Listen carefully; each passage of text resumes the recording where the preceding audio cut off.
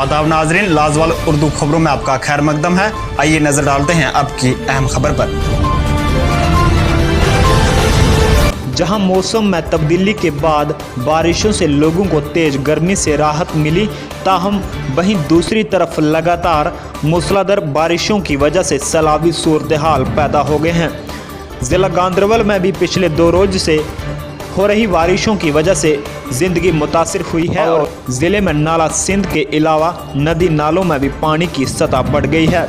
ज़िला इंतज़ामिया गांदरबल ने किसी भी सूरत हाल से निपटने के लिए इंतज़ामिया को मुतहरिक रखा है। ज़िले की मौजूदा सूरत हाल के हवाले से जब लाजवाल के नुमाइंदा ने executive engineer flood control Ganderbal Mohammad Ayub Hamdani से रब्ता किया तो उन्होंने कहा कि लोगों को घबराने की ज़रूरत नहीं है, अभी सैलाब जैसे सूरत हाल का कोई इम्कान नहीं है।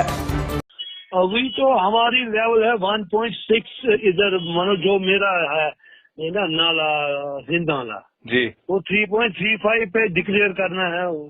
खुदा ना खास्ता अगर उतनी बारिश होगी फ्लड का। अच्छा, अभी तो उतना मसला नहीं है जी, ग्याले में भी पानी नीचे है बहुत। अच्छा, अभी फ्लड का कोई थ्रेट नहीं है। आप लोग डर रहे हैं क्योंकि पिछली को वो 2014 अभी दिमाग से नहीं निकला है। जी जी, वही मसला है।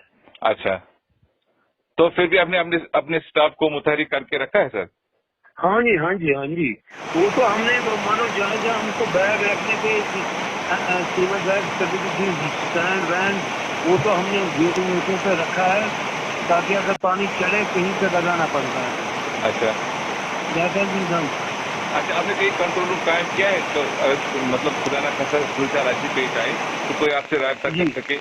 नहीं, कंट्रोल रूम तो हमारा होता है ना डीसी ऑफिसर, अभी उसकी भी जरूरत नहीं है।